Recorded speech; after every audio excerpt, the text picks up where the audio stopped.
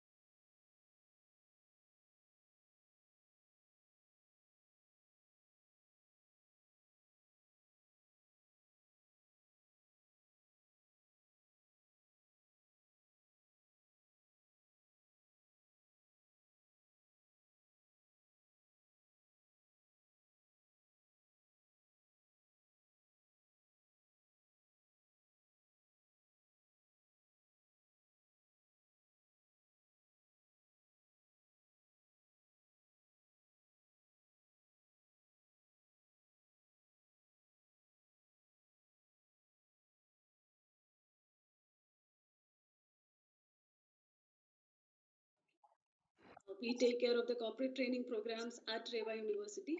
Let me welcome all of you to this panel discussion. And again, our sincere apologies because our panel, one of the members is still not able to join this call. So we are hoping that he'll be able to join very soon. So let me give about 3 or 4 introductions before we start. And by the time our team is trying to get Sushant online. So first is that let me introduce our expert panelist. One, Dr. J.B. Sima. He needs no introduction. He is very familiar with RAISE program participants, who has been our chief mentor at AI and analytics practices. He not only teaches, he consults, he researches on AI practices, not on the current but also future technologies.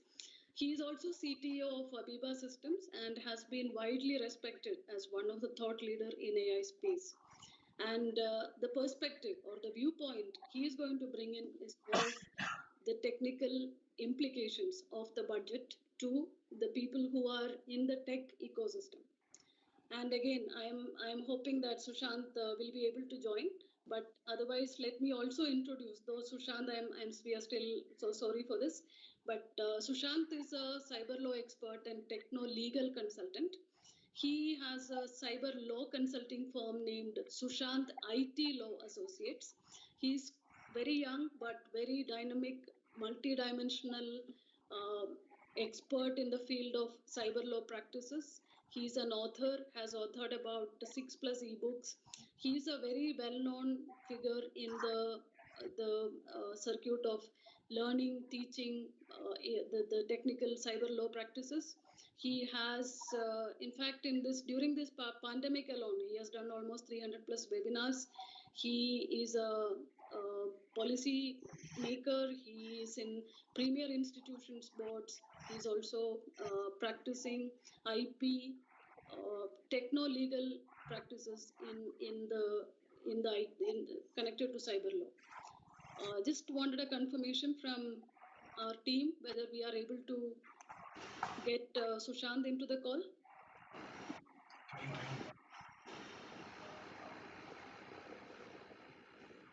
Not yet.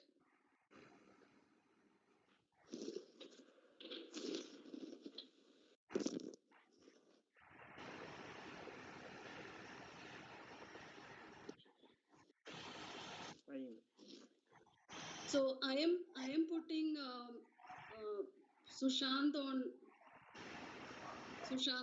speakerphone. I am trying a way out to actually come out of this this situation that we are in. Sushant, if you can hear us. Yeah, very much, Doctor. Thank you. Can you all hear Sushant?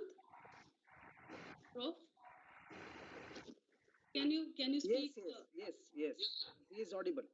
He is audible. Okay. Yeah. So we are going to have a different arrangement that I'm going to keep Sushant on my phone. I think we scheduled one and we're on one other way. I think God decides everything. God decides everything, exactly. Man proposes, God exactly. But there is clarity, Sushant, in your phone and the communication very clear. Okay. Thank you so much. So Sushant's presence is very important because what we want from you is the legal implications and almost techno-legal implications. So let's go ahead with our agenda today. And again, thank you so much for all of you to join. Because of the time that we lost, I will reduce my part of the introduction. But however, everyone was glued to the fourth the presentations or the budget that Nirmala Sitharaman did on February 1st. Very short presentation, everything going digital, a lot of interest and a lot of focus on inclusive digital growth, where India is, we are looking at next 25 years of growth. So this particular panel discussion, we are going to bring in these two new perspectives, that from a legal, techno-legal perspective, how Sushant is going to look at some of these budget propositions, and Dr. Sima from a tech players' perspectives, that how this budget is going to pan out for them. So just to give a small thing, which this we got it in one of the memes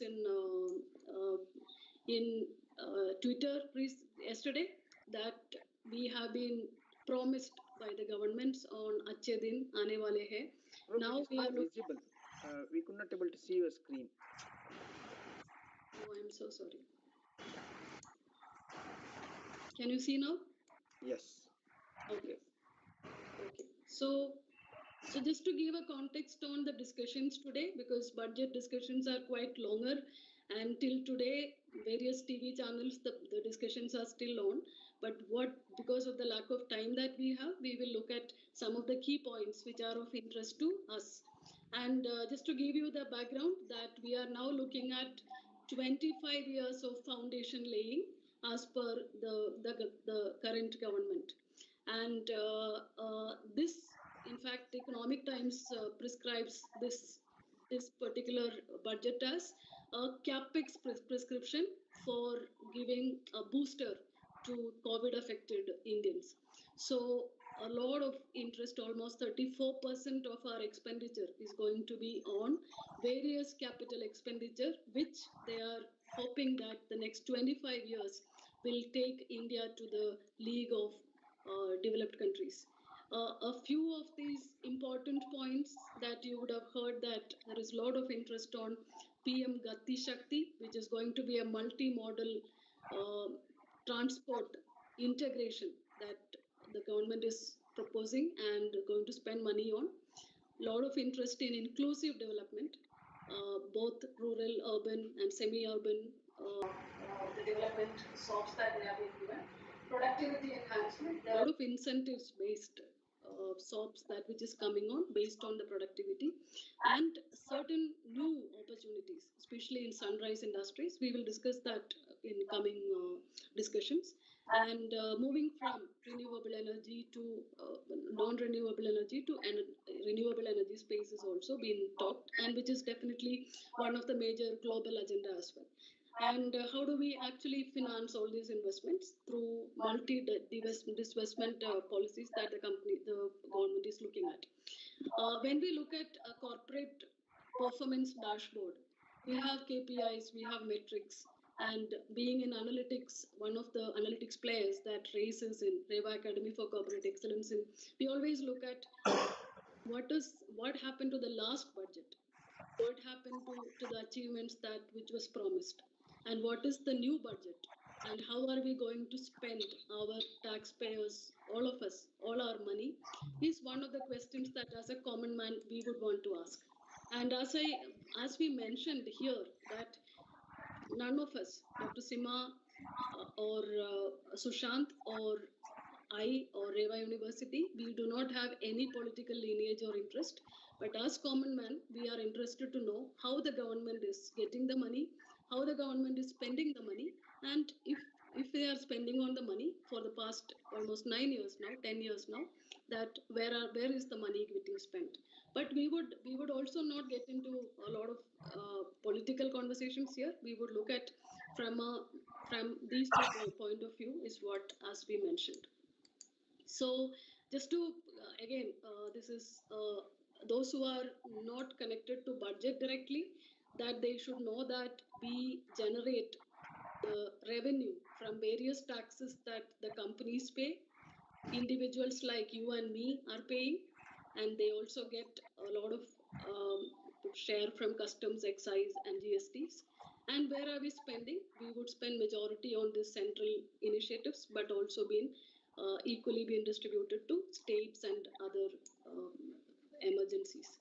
We also have series of other revenues coming in, not just tax, that interest receipts, dividends and profits, telecom levies, etc. It's just to show how the money is coming and how the money is spent. So government spends money in all these things, you can see here. Then this deficit, there is a deficit between what is the income as well as what they are spending. And this deficit, they are trying to fix as much as possible. You can see the percentages, and there are multiple discussions on how the budget deficit is going to be met. So now let's look at the discussions, and I would invite both Sushant and Dr. Simha to speak on the first viewpoint. So we have, as I mentioned, we have two viewpoints. One is for a startup or a tech player or a player in a tech ecosystem, like some of you who are our participants or some of the investors or SME community. How are they looking at this budget? What kind of opportunities are available? What kind of questions or challenges this budget is rising to? And also from Sushant's perspective, that we will look at how techno-legally, that what are the challenges or opportunities that is coming in. So the first question that I would want to open to Dr. Sima and Sushant, we will listen from both of them, that there is a lot of almost 34% of our revenue is going to be spent on capex heavy projects, especially Gati Shakti, where all kinds of multimodal transports, could be air, waterways, road transport, everything is going to be seamlessly going to be integrated. And they are also saying that there is going to be a tech platform which is integrating, which is excellent. But one of the things that which while I was reading that, we were thinking that I think last 2 years we have been hearing so much on smart city projects, which also had almost similar kind of intention. So, and there was no mention of it on this. But anyway, this is again, it's not my viewpoint. I would request Dr. Simas to share his viewpoint, and Sushant is also online, so we would want to hear. Thanks, Professor. At the outset, I would like to congratulate our finance minister, being the woman presenting it. Actually, women handle kitchen and finance better. People may have different opinions, but my opinion is she is doing the best she can. So I appreciate her and the budget that is being presented now. But from my perspective, this budget is very generic, Me Too kind of budget, where I felt they could have done better. But that's my, opinion. So my opinion is not the best, but that's my opinion. I will stick to that, and it's my personal opinion. Nobody is influencing me. Neither you nor Sushant nor the government or the opposition party. So it's purely my opinion what should have been. So looking at Gati Shakti, yes, I feel that's one of the things government should be investing. And it is investing in the right way. But we would like to see, as you told, what is the outcome. For me, infrastructure in the country, specifically the roadways and the railways, are the two important mobility capabilities that we would like to have if we want to compete with the so-called superpower next to us. So that's the only way. And for me, 43% is still less. We wanted, even if it is deficit, it could have been more. And whatever that has happened in last 60 years, we want that to happen or double to happen in next 6 years. If that happens, that's a really good thing. I feel Gati Shakti is a good one, except my reservation about linking the rivers, which is not naturally correct. Road making is not difficult. Even from the ancient kingdoms, we were having good roads from Magadha to Gujarat. So we had very good road. So it's all good. But linking the rivers is not a good thing. We don't know where it leads to. Already the states have started their opposition in terms of if I don't know what my state is getting, I will not allow that to happen. It may not happen. But Gati Shakti, as the railways and the roadways, is a necessity for the country, and they have taken the right direction, and investment is good. That's my opinion. Sushant, I know that if there is a legal viewpoint, please let us know. Otherwise, technically, how feasible this is, or what could be the implications of this large infrastructure investment that we are looking at next 5 years. Dr. Shinu and Professor Simha, thank you very much for this opportunity. In fact, I'm really very honored to be part of this very interesting panel discussion. And first of all, I just would like to tell you on a very broad perspective that it's a fantastic idea. I believe that we are today progressing towards India's digital story, where we are trying to create leapfrogging steps so as to ensure that we get almost everything on the digital platform today. But nothing comes without an implication. So I must tell you that broadly, before I get into any of my other viewpoints, I just want to make a small disclaimer stating that anything that you do today digitally and make use of computers, computer systems, computer networks, computer resources, communication devices, as also data or information in the electronic format, we'll have to quickly realize that there is going to be the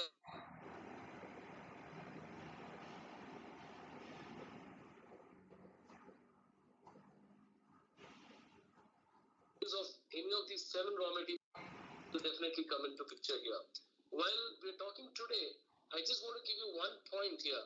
It's a fantastic idea to get everything on a digital platform and thereby cause a data exchange among the various mode operators through a single logistic interface platform, which will be trying to help in efficient movement of goods, whether it's reducing the logistic cost, eliminating the tedious documentation, inventory management, and things like that.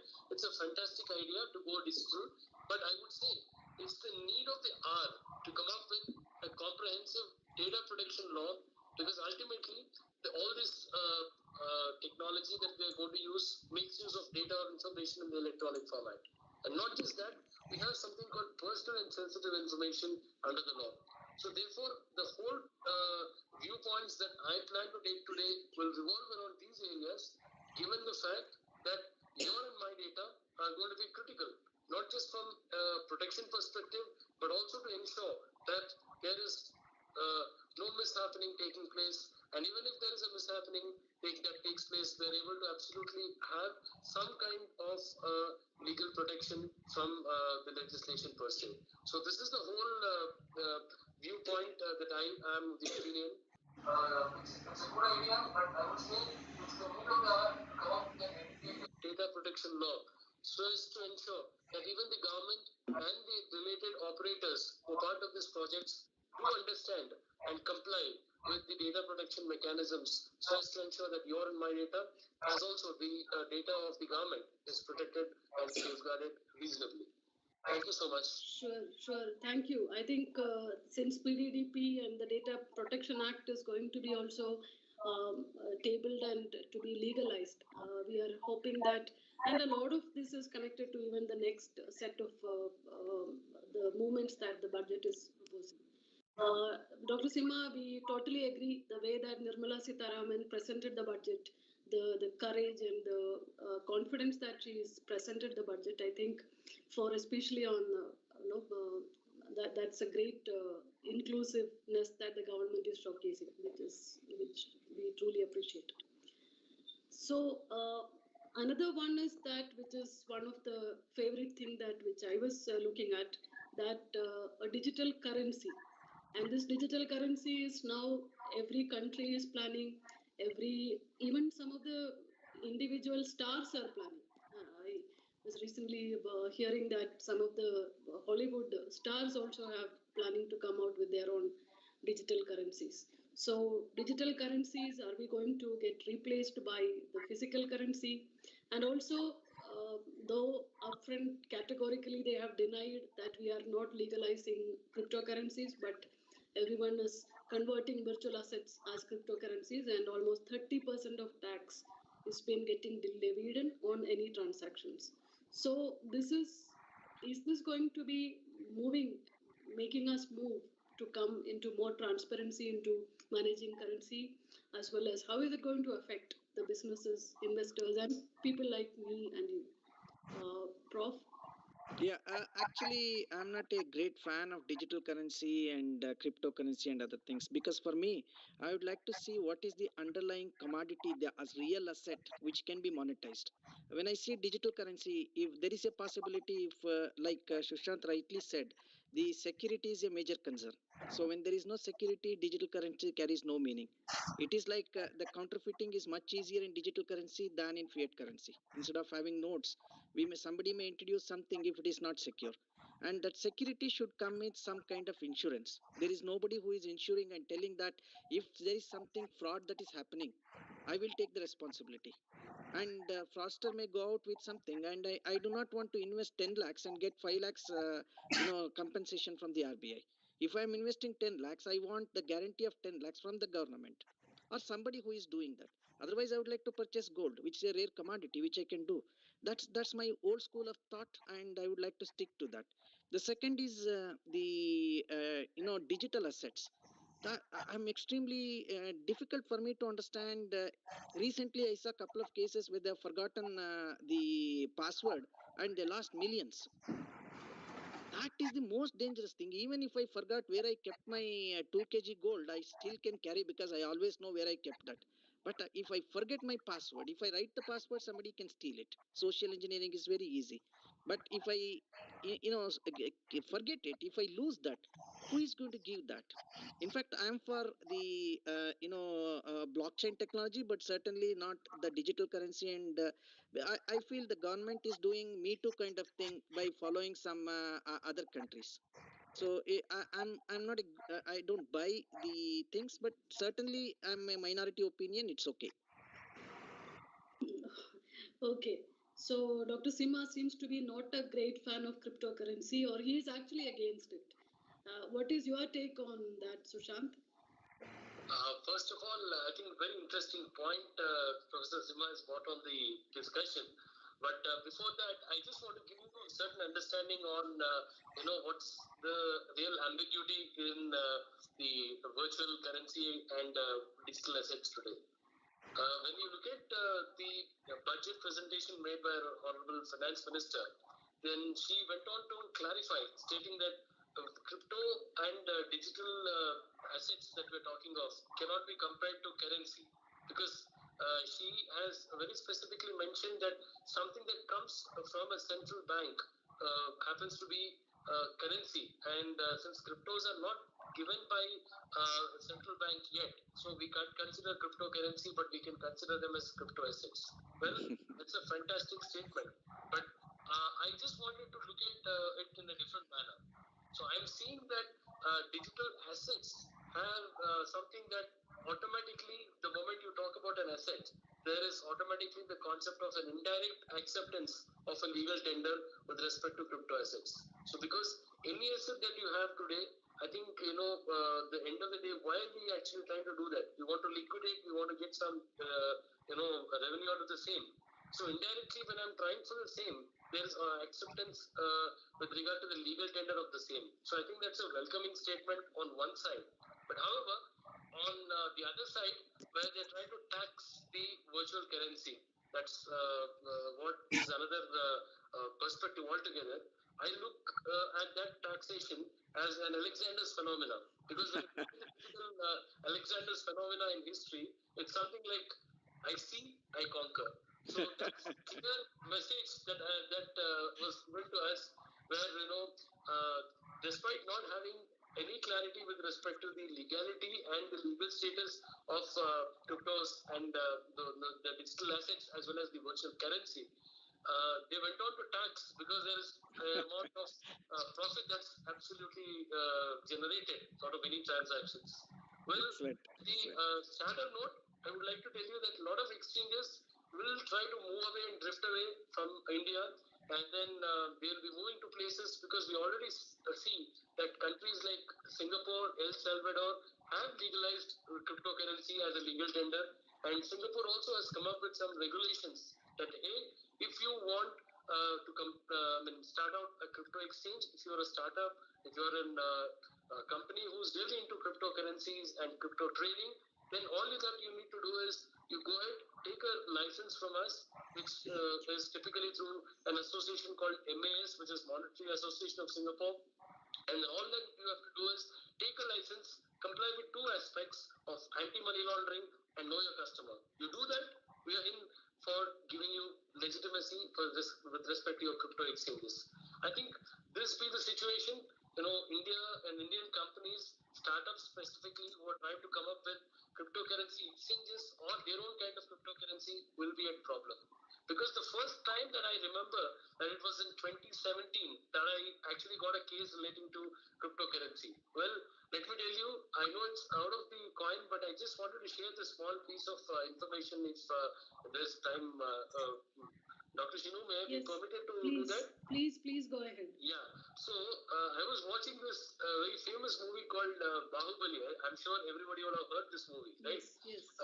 So when we were all thinking about why Katappa killed Bahubali, and I was in the interval block, and then I happened to receive a message on my phone stating that I require a legal opinion. I am from UK on listing out my cryptocurrency on an exchange, and I want that to happen as soon as possible, which is probably before 12 midnight Indian time. So I was just thinking, okay, is this genuine or not? I just messaged the guy back saying that, hey, look, are you serious? And he said, absolutely. These are my details. And I was sure that these guys are just trying to play around or trying to do some time pass. So I quoted a huge amount and told him that this is the fee because you want it urgently. So do confirm so that I can start working on the same. And by the time I finished the second half of the movie, there was an interesting plot. My entire focus was not on that, but my entire focus was on cryptocurrency, and I was just trying to understand what had to be done there. And I did not really believe that this guy accepted it. The moment I walked out of the theater, he said, "Please share your bank details. I'm on it." And let me tell you, that's the first time that I put myself into the books of cryptocurrency law and tried to come up with whatever I could. And little did I realize that that's going to be the game-changing element today.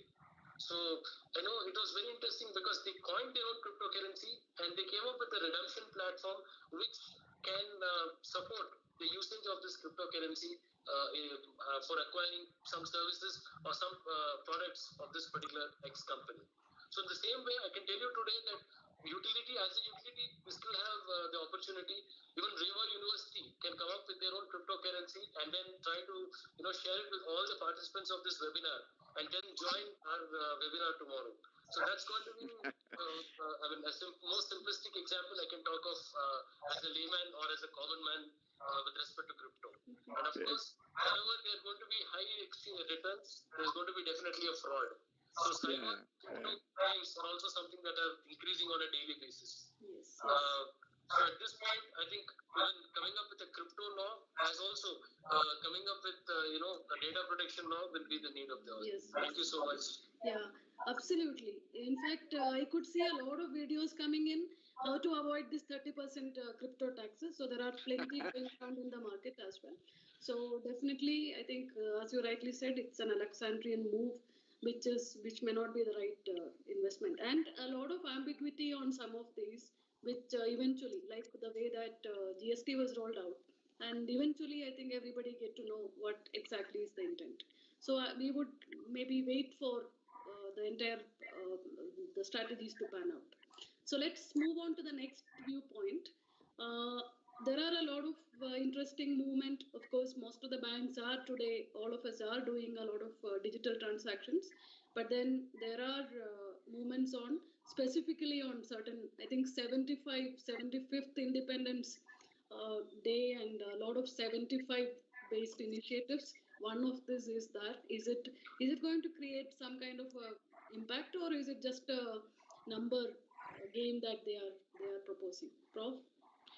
In fact, for me, digital banks is a good initiative, but the way they are trying to do is ambiguous or inconsistent for me. On one side, one of the things says that the digital banks will be there, and in fact, our finance minister's discussion point number 61 and 62, they talk about digital banking. But certainly, one good thing with the digital banking and the digital currency they are releasing is they are exchangeable. That's a good thing. But the problem is at the same time, they would like to go for the post office to become, banks. So on two sides, because making post offices are there in every village of the country. Whether bank is there or not, the post office is there. That's a good move in a sense. Making post office a postal bank is good, but what is the outcome that we are expecting from the digital banks is not clear to me unless they give the clarity. This is the value of the digital banks.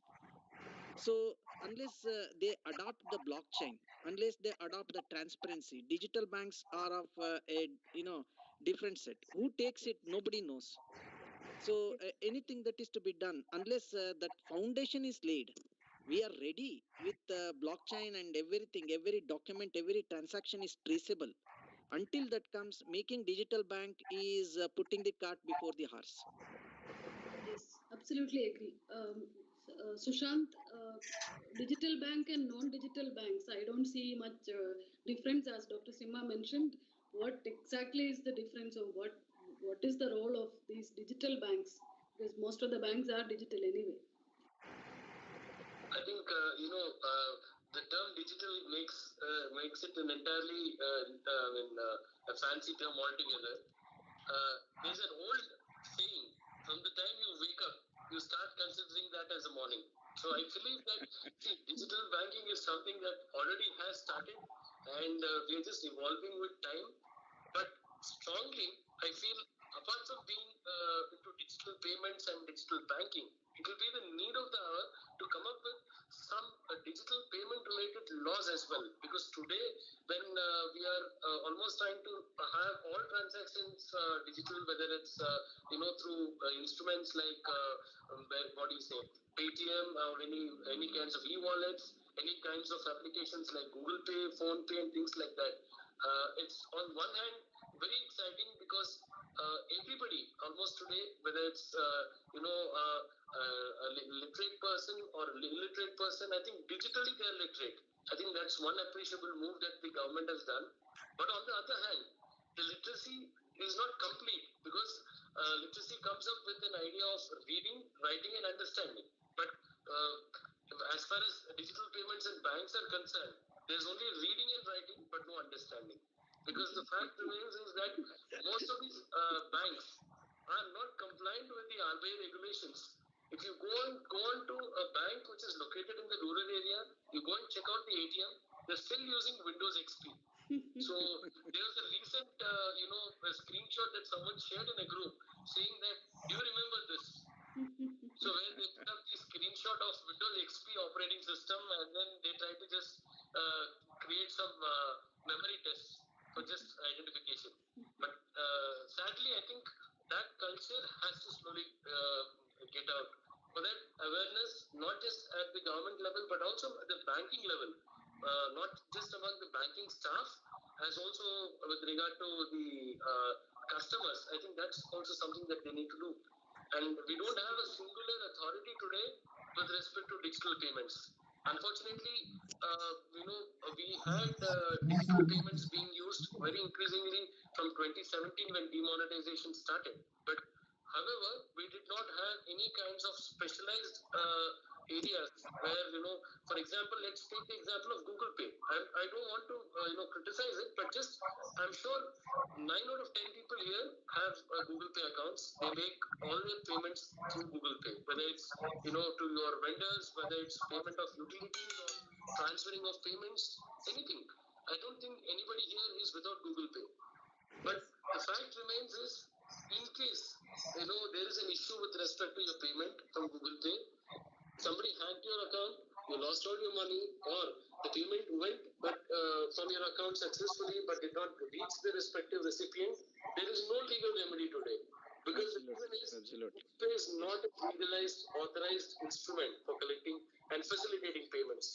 It only is a technology facilitator. Excellent. But despite this, I think the usage is very high. So it's high time that the government wakes up from the deep slumber and then tries to come up with some legislation specific to digital banking, because at least, if not a dedicated law, at least give some clarity. Because we already have the Indian Cyber Law, which is the Information Technology Act, which provides legal recognition to all electronic transactions, as also it has made amendments in the RBI Act, as also in a law called Payment of Bankers Act. So all these digital payments that we're making today have been legalized by this. Fantastic. But all that we need to do is more specific provisions will have to evolve as time passes by, with more and more digital payments coming in. And contactless should not have something that is going to make the people remediless. So that's the key singular message that I would like to put forth in this August assembly with respect to this techno-legal viewpoint. Thank you, Sushant. I think that's little eye opener for all of us. We are using multiple digital payment systems now, so please ensure that you are aware about the legal implications. That if at all something untoward happens, then maybe Sushant would be the right person for you to contact. Actually, we had given in writing, Professor, if something happens, the bank is not responsible for my loss. Yes. We have given it in writing. Yes, we have given. We ourselves have given. Yes. So they are not responsible for anything. Okay. So due to the lack of time, we are just kind of moving little. But this is one of the very close point that which we would want to discuss. MSMEs and startups have been called as the future of India, and a lot of initiatives past every budget that which we are seeing. But because of the COVID implications and the repercussions, that many of the startups are still struggling. They have extended the credit line. They are hoping that a lot of good can come out of that extension, which is excellent. But there are also all these portals, Udyam, eShram, NCS, Asim. Every portal is going to be interlinked. I think interlinking digital is the one of the major theme in this budget. But are these numbers, is it enough? 6,000 crores on MSMEs, on extended credit line, 60 lakhs jobs in 5 years. What is your viewpoint, Prof? For me, the extension of the credit line is a very good initiative by the government that is expected, and they are doing it. Thanks for that. MSMEs are using it, and actually, on the other side, I feel that neither the Indian government nor the Indian companies, for that matter, most of the companies in the world are not capable of handling the tail risk. If some event like what happened during the pandemic happens, we don't know what to do. If my production is not there, what to do is not known. Starting from Intel to Tata, everybody is worried about the chip, but they are not ready to put up their own plant and start doing things. The tail risk management is not there. So unless there is some, in fact, everybody wants to become expert. Unless some expert really gives, this is the risk. In fact, I was listening to Nazim Taleb, who says that people don't know what tail risk is. They are not ready, and that is the reason even during retirement we do not have enough money to live. So people should understand how to handle tail risk. MSME is not handling tail risk.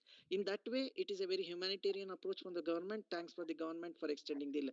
But 60 lakhs jobs in 5 years is too less.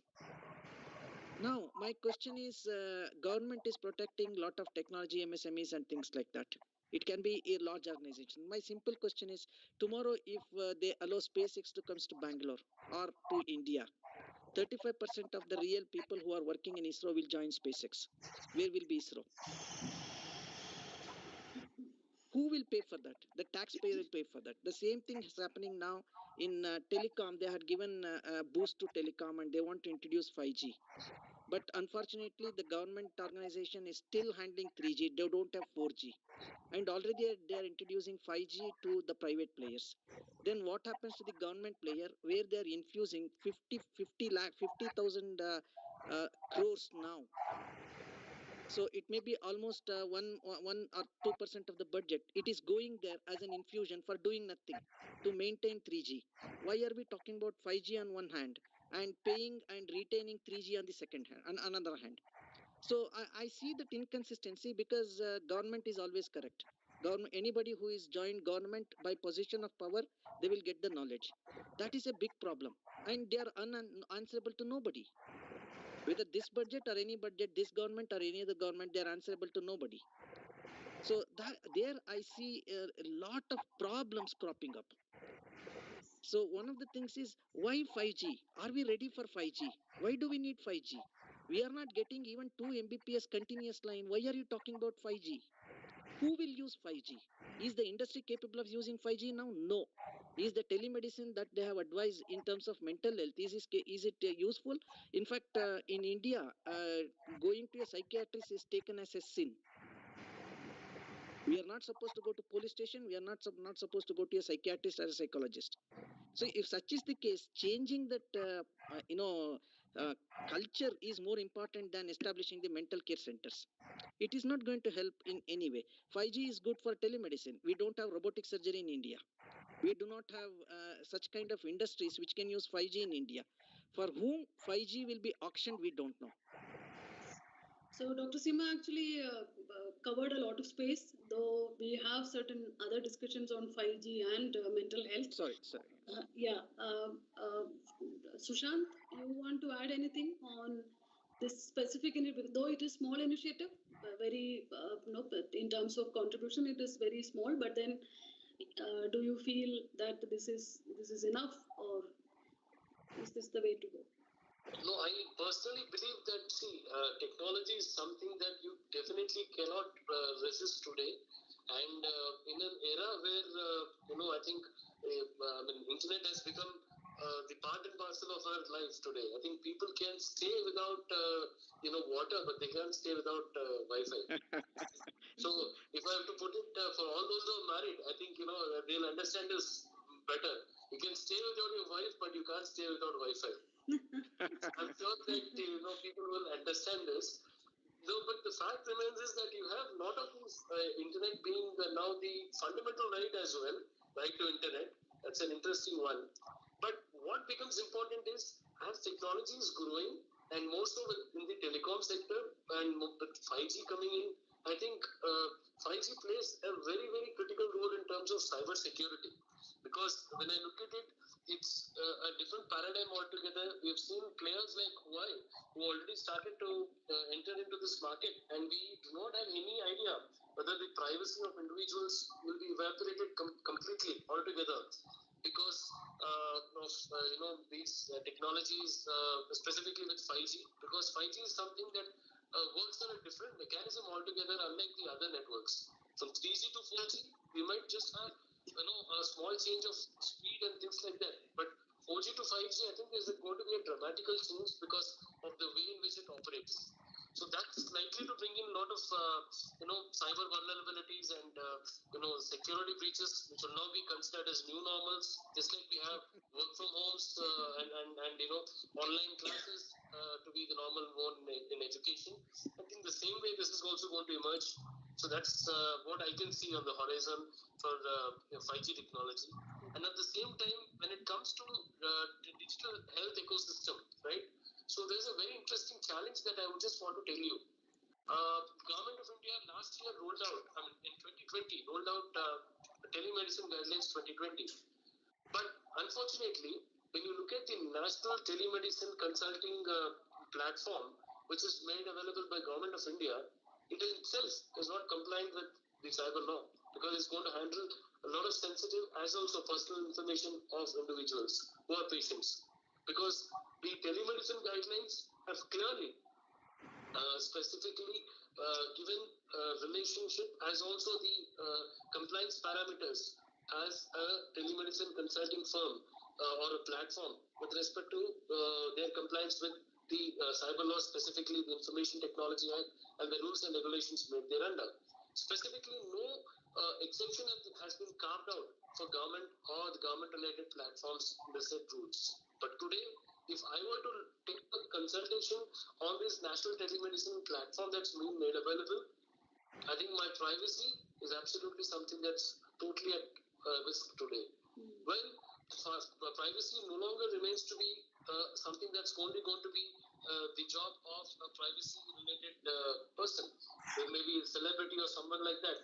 It's all of us, right? Because thanks to the latest Supreme Court judgment, right to privacy is now being made all of us fundamental rights. So as citizens, we have to clearly understand that privacy of us has to be the paramount importance, be it government or non-governmental agencies per se.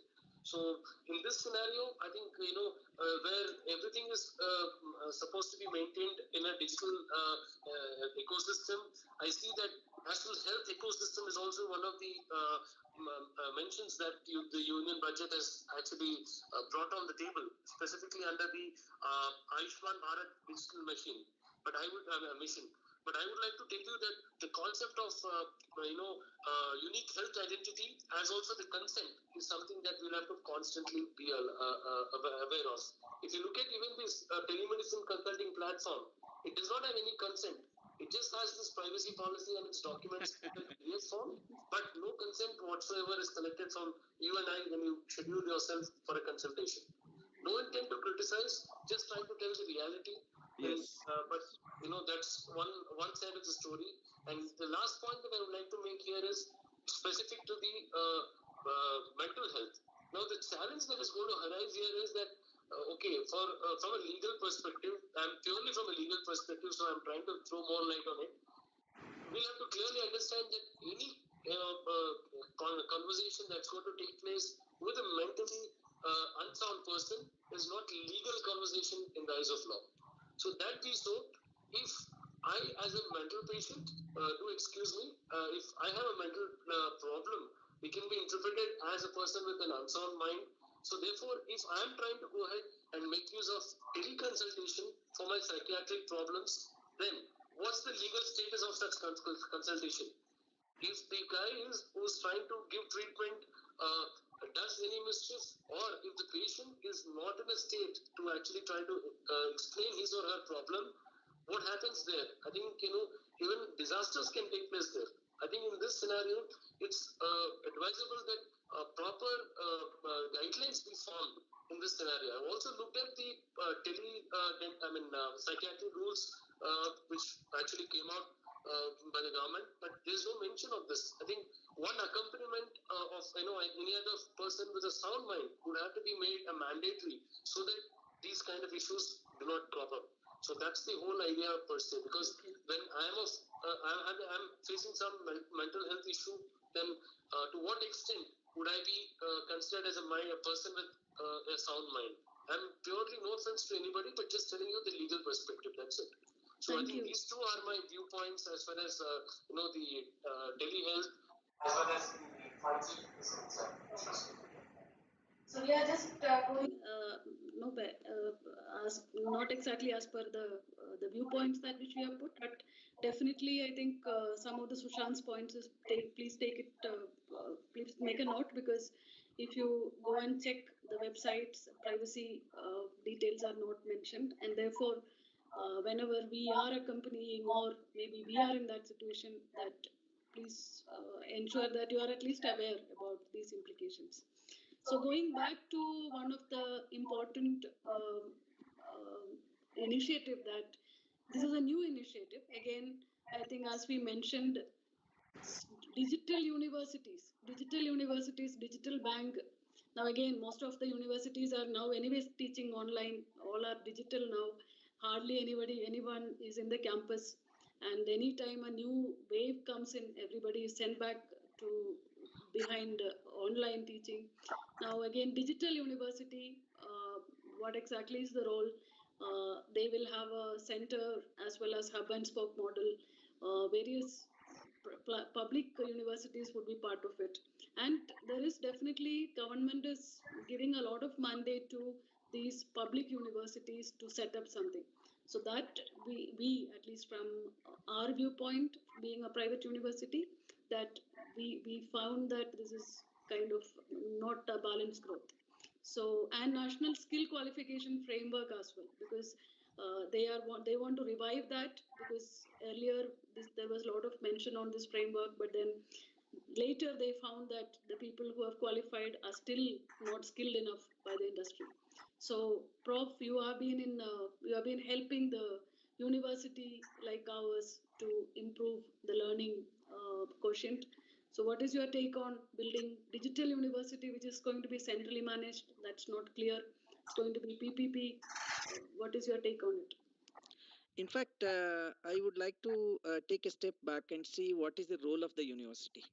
If the role of the university is knowledge creation and dissemination, anybody who passes through the university should be globally acceptable. But unfortunately, except engineering, no other degree from India is valid outside India. Whether we make 75 digital universities or 7,500 digital for universities, no other country is going to expect the Indian graduates to be accepted anywhere else. So keeping that in mind, for me, I don't know what is the need for creating digital universities. Government should keep out of certain things unless government takes the complete responsibility of the education, which should be a free education for all. Government should not introduce this is how the subject should be taught.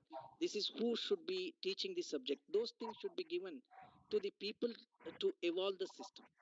It is always if we are talking about a capitalistic society, not a socialistic society like post early independent India, where everything will be determined by some people sitting at some place. They will be telling all others are illiterate. We came from England and we will be teaching them. That is no more the question here. There are at least 10% of the population which has reached a critical mass which can teach India how we can learn. And unless government is ready to listen, they go on starting another 75 digital universities. It is not going to help anybody. You just put a clause where it says that the digital university is held responsible if the people coming out of the digital university is not accepted by the industry. If we are not putting that, then declare that this digital university is just to make people literate, not educated and capable. It is just to make them literate so that you can read and write and do something. And we declare entire India is literate state, 100% literacy, but 90% unemployment. So you can do that. Unless the university is directly connected with entrepreneurship and employment, 75 or 750 is not going to make any change. So any investment there is likely to be beneficial to very few people in the society, and the sufferers are the people who will be going through these universities. So that is my strong opinion, where I feel that you make a exam like IIT or GATE or XYZ and things like that, NEET or GATE or things like that. Anybody who is passing through any university, if he passes, allow him to practice here. Why are you stopping this? Anybody who does MBBS in Russia or Philippines, you are trying to give national level examination for them to practice in India. It means that you are qualifying them. It is tough. I know that medical legal examination is tough in India, which is good. So make similar kind of examination so that we can compete at the world level. Creating universities will not help in any way. Creating the good content, creating good infrastructure, and creating openness will help us. So for me, this is an eyewash. So I really don't know what digital university is going to do, because last year we had couple of center of excellence universities which did that. It didn't even had a building, and I don't think it will be alive in next 2 years also. So this is going to be a kind of telling I do this, I do that. It is not going to help anyway. So national skill qualification framework is I don't agree with that. So after passing that, after qualifying in the national skill qualification, if I am not getting the job, who is responsible for that? So it means that you qualify anybody for anything if somebody gives the fee. So that is not correct. So you look at the demand, you look at what can be created, then try to give the relevant skill to the relevant people who have got a long-term interest and long-term capability to get that skill in that domain. Otherwise, why are you trying to develop 200,000 ITI people when finding a good plumber is difficult for me? I'm not getting a single plumber. What skill are we trying to develop? We want to make everybody AI enabled? That is useless for everyone. All of us need not to be AI enabled. We should know how to work with AI and how to become a service society, how to use certain things. Are we getting that? We are not giving that. Digital universities should not become a degree awarding institutions. They must become the institutions of eminence, where anything told by these digital universities should be globally accepted. Then only it makes sense. That is not possible when we try to take somebody from within. So inclusiveness and growth are inversely proportional. If we try to go for inclusiveness, growth is not possible. Let us not speak about growth. If we are speaking about growth, then we must be ruthless. We must tell spade is a spade. Thank you, Prof. I think that is very definitive statement, as always from you, that inclusiveness and growth cannot go together. Is it? Are we not bringing in everyone under the literacy umbrella? Sushant, anything on this? Yeah, I just want to add 2 points primarily to it. I think fundamentally, it's a good proposition in my viewpoint. The reason being that being available in different languages, I think there is vernacular aspect here, which I think is a fantastic aspect today. And more so, I think today digital universities. I don't say it's a bad idea, because already today we have skill development platforms that have already started. We have these kind of edutech platforms like Simply Learn, Coursera, and we also have a couple of others who are into this area already, and they've already been awarding some certificates, though not degrees as such, but at least some and some platforms are also trying to give you some post-graduation degrees like that, where advertisements also are being played. I don't want to name the platform, but yes, I think we are able to see those also coming up in this pandemic period. So I believe it's a very good initiative, but what needs to happen is the clarity needs to take place with respect to what is the exact role and responsibility of these digital universities, how are they going to implement this, and what would be the kind of exercise that they're going to do here. Otherwise, I'm sure the digital university will become another WhatsApp university.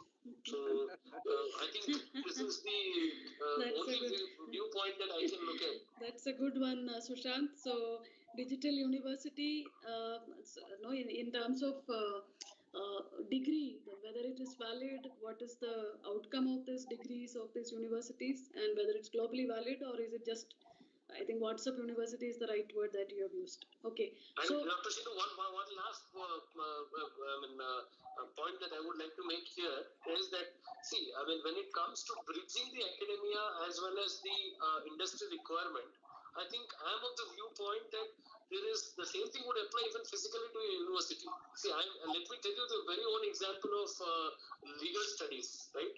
What we study in colleges and universities today, though we pass out with distinctions and gold medals, but the sad reality that remains here is that there's absolutely not even 1% of the practice that is going to be made applicable from the study that we make.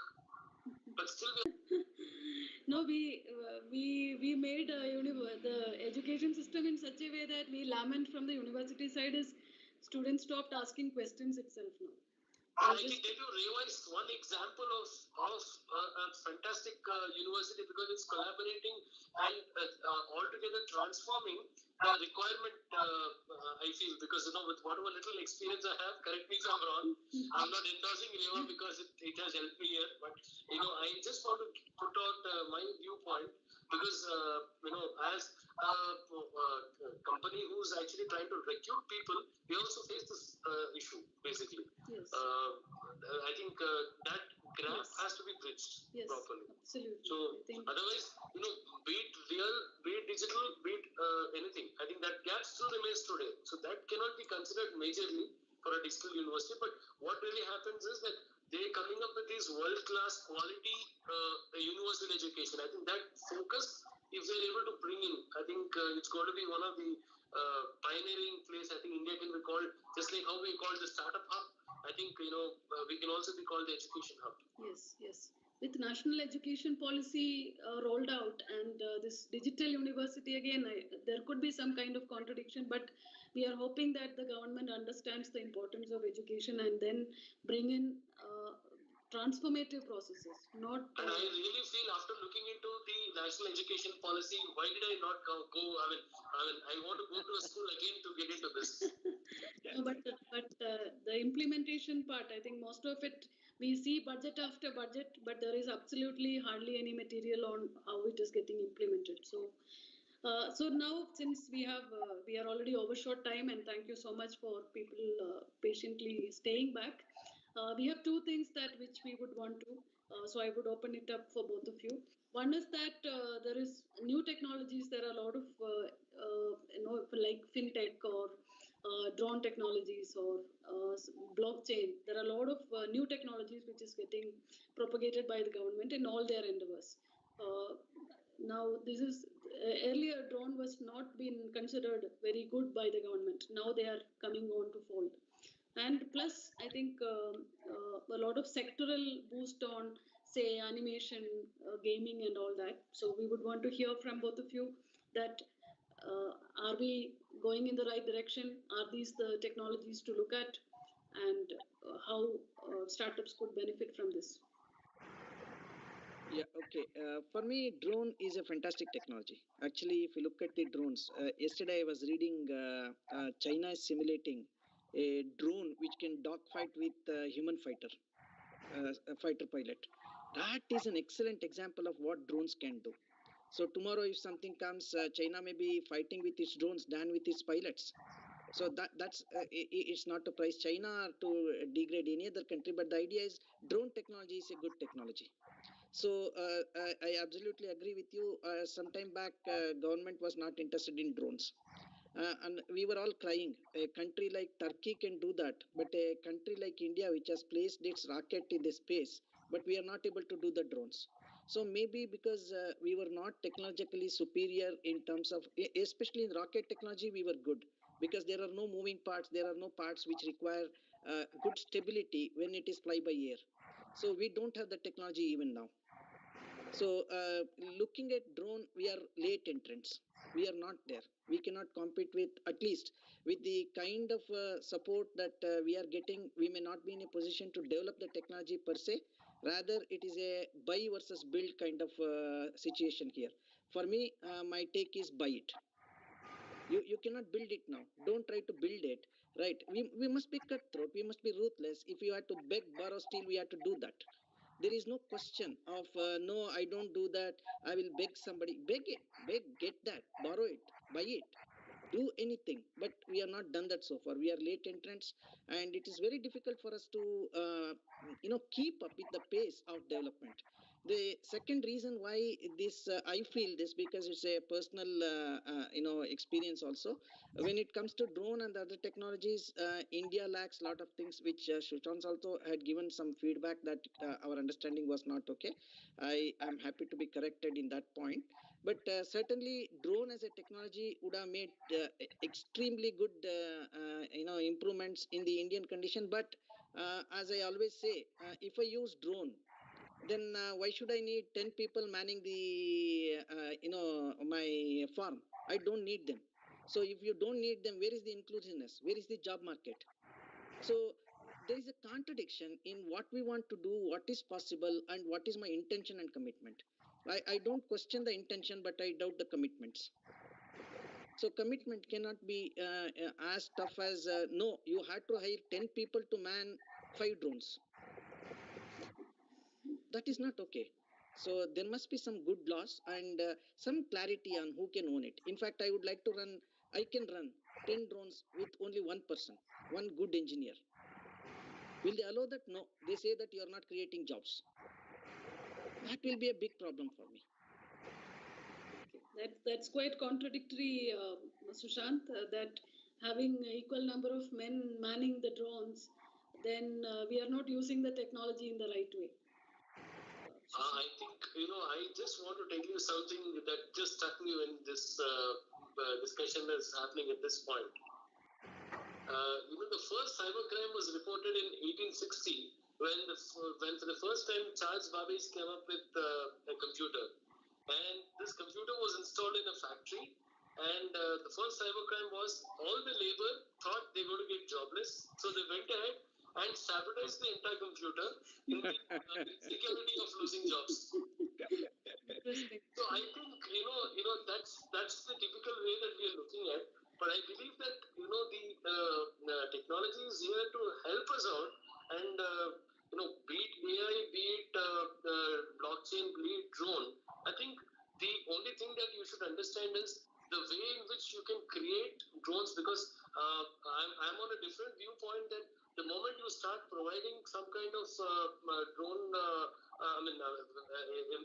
what do you say, benefits and some kinds of recognition to drone startups, I think they will emerge as a key kind of business area today. And drone as a service will be utilized in almost all sectors today. And that way, it is going to generate more employment, given the fact that the usage of drone can be right from shooting a pre-wedding shoot or a small short film to actually trying to do something on the war front, like Professor was mentioning about in China. So I believe that this is going to create a lot of new startup entrepreneurs in this direction, because we already started to see this emerge today. Yes. And in 2018, I got the first case where a startup approached me and told me that we are into drones. This is how we operate. Please help us out with the legalities relating to drone. Yeah. I was clueless at that point, because we do not have any legislation currently, despite the fact that drone is also a computer under our existing law. Whatever records that drones create today, whether it's the pictures or video, they're electronic records under the existing law. That's the only support I could give him. But draft drone rules have come up, but I believe there's a lot more to add in those terms, so that the security, privacy is something that we'll have to constantly be alive, because you don't want to be risking your privacy by this new technology. Just imagine a situation where we're all living in the era of apartments today. They have become the new normal, and just imagine you're taking bath in your washroom, and the drone comes to the ventilator. It's going to be very very very difficult in an awkward situation. So I believe that this point, some regulation has to come up, and we have a licensing system that they have introduced. But primarily, I think with respect to privacy, the rules are not adequate enough. So I believe that doing this is fantastic. Just imagine, the drone being used for agriculture. Just imagine the situation where women employees are working over there in the fields, and this drone tries to affect the personal privacy of these women workers. How will you handle those cases? Yes. So and that's going to be. And just one last point that I would like to tell you here is that let's say the drone goes up in the sky, it captures the footage affecting the personal privacy of a individual, be it man or a woman there. Now, which court is going to come into picture? Where will you file the case? Because the cause of action which is required for any legal dispute has taken place in the air. We don't have any courts in the air. So this is we have just trying to analyze this, and that's my viewpoint on it. And I would also like to add one viewpoint on the animation perspective. See, the animation, visual effects, gaming, and comic, AVGC, what is mentioned there, I think it's a fantastic phenomenon, because yes. in one way it's metaverse. Just try to look at metaverse today. It's not something that you're seeing on a Matrix or an Inception or Interstellar. It's something that's the ground reality today. Digital avatars and digital world and digital environment, and all of us having our own digital identities online. It's exciting. So likewise, I think metaverse is also doing something very path-breaking today, and it's good that they've realized it, and they're trying to create a task force to actually try to do some capacity building in this area. And I believe that has to be also something that would be the need of the hour, given the fact that metaverse can be applied to any sector. Thank you. I think AVGC as a sector, but having a task force, so the mandate is still not very clear. It is what is the investments there, what kind of activities would take place, what task force would do. Anyway, more would be coming very soon. But anyway, I think some of these sectoral boosts are very, very important, and especially in our context that the data centers are also getting standalone status. So with that, I think most of the areas that which we would want to discuss had come to a conclusion. This is the last point, that this is very close to Sushant, that government says that we would have minimum government and maximum governance, and a lot of complaints have been removed, and a lot of laws are repealed to make it easier for business. So ease to do business has to, again, when you compare the ranking, that we are still far behind. But this is this really happening? Is this going to happen, or is there a commitment from the government? I think already initiatives are getting under that same, but what I believe is that constant updations of these would be the need of the hour, because removal of these compliances are very good, excellent. You're trying to bring everything under one single umbrella. That's a fantastic approach. But I believe since it's an umbrella, there are going to be thunderstorms, and if your umbrella gets itself damaged in those specific areas, I think the patches have to be put in a very quick manner so as to ensure that you do not actually get yourself into expose yourself to the thunderstorm. So likewise, I think this is a very good approach instead of running to 10 different laws and then struggling for this, that, this. So everything getting into one platform is a very good idea, but I believe that constant updations of the same would be the need of the hour, because the challenge that I'm seeing here is we're very good in coming up with these compliances, but we never bother to update them. It's just like antivirus. Having one is not enough, but you should have updations of the same. Because even I was surprised to see this. 75,000 complaints have been eliminated. We have no idea about where, what kind of, and is it that the legal processes are becoming less cumbersome and making life easier? Anyway, Correct. so I mean, that's what is the need of the hour, because at a place where we are moving at such a fast pace that the law is not able to sync itself to the developments, whether it's technology industry or whatever be it. But I think it's a need of the hour that they kind of make the entire process of compliance in a very easy and simple manner, so that that's going to benefit a common man as also the industries and other business stakeholders per se. Okay, so we are coming almost to the conclusion of this presentation. We have mixed reviews as usual. Some movements are extremely well accepted by the community, which is the need of the hour. There is a lot of ambiguity, but there are also a lot of reservations on certain moves. So with that, we are kind of concluding, but my team, are there any questions? We can take maybe one question if there is. There was a question on what was the recent hiccup of 5G in US. Basically, the pilots were refusing to fly over the 5G zone because it was intruding in the fly-by-wire operations of the airplanes. So the current airplanes are very wary of flying through the 5G zone. So that's one of the problems that we may face in the future, because it is like DDT. After 60 years, we'll come to know we should not have started it. So as of now, 5G, we don't know what are the consequences. But the first consequence which is met is 5G is likely to intervene in the fly-by-wire operations of the flights. So like that, we don't know whether the TV signals will be disturbed, whether the medical equipments will be disturbed. What happens, we don't know. Though Rajinikanth was able to take the movie to next echelon, we are not in a position to come to that conclusion as of now. Okay, very valid point. I think new technologies bring in new challenges and a lot of plus and minus. There is nothing. But anyway, we are hoping for a balanced and productive growth for the next 1 year or 25 years, depending on which government that we have to bear further.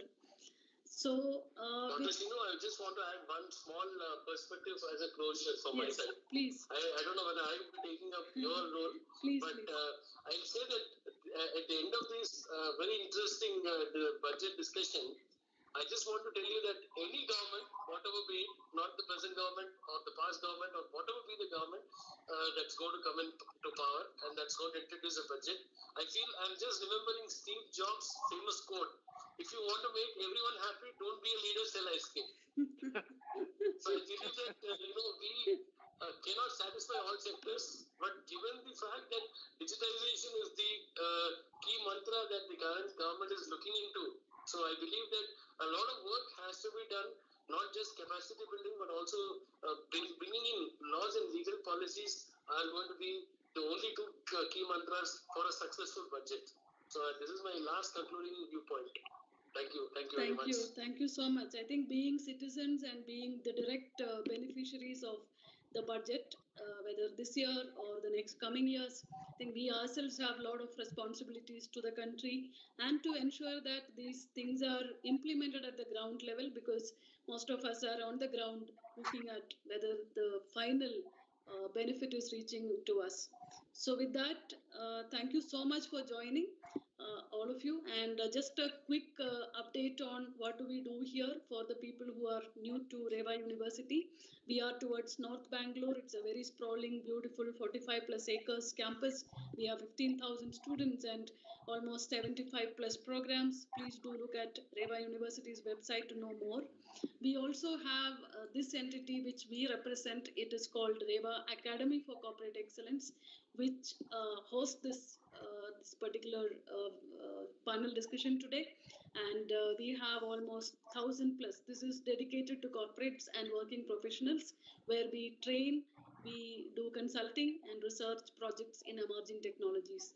And to know more about our programs, please connect. We have very, very high-ranked programs in India and globally valid programs. Some of them are MTech AI, MTech Cybersecurity, MTech Cloud, MBA Business Analytics, and we do a series of short-term consulting practices as well. And with this, thank you so much, Dr. JB Sima, who has been thank you, Professor. In terms of his valuable inputs on the budget. Sushant has been admirable that the legal perspective that you bring in has made a lot of impact to these discussions. Though you are on phone, we were able to hear you. So thank you so much for joining, and thanks everyone for joining. Please do watch out. Don't sit on the edge and look at the budget, because budget is us. It is our taxpayers' money, and individually, all of us are looking for a great country to live in. And let us do our little bit of part and ensure that some of these initiatives are implemented at the ground level. And let's hope for a great country now and always. Thank you. Thank you so much. Thank you, Dr. Shinu. Thank you, Professor. It has been very, very interesting. And I'm just looking at the clock and just thinking back that it was a wonderful debate. And then we had a very, very exciting discussion. We're looking forward for more such discussions. Yes. Thank you very much, Reva, and then participants for being with me. Thank you. Thank you. Sushant. Thank you. Thank you. Thank you.